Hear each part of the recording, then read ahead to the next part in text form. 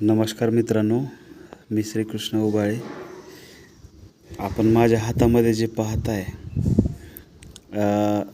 हे वडाचं छोटंसं रोपटं आहे.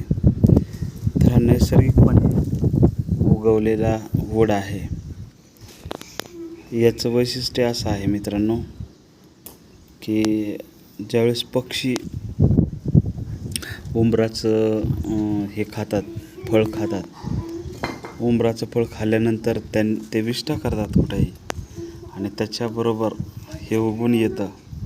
तर आमच्या कुंडीमध्ये हे आपोआप उगवलं होतं. एखादा पक्षी बसून त्याने विष्ठा केलेली असावी. हे वडाचं रोपटं आहे. आम्ही त्याचं रोपण आता इथं पिशवीमध्ये करणार आहोत. तसंच पहा मित्रांनो, आमचं ही एक छोटीशी कुंडी आहे. हे लिलीचं झाड आहे.